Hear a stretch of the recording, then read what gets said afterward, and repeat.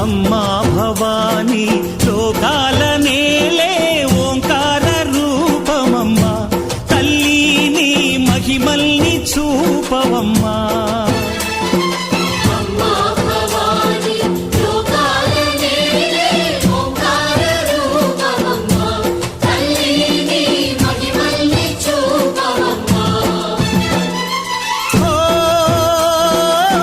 సృష్టికే దీపమా, శక్తికే మూలమా, సింహరథమే నీదమ్మా.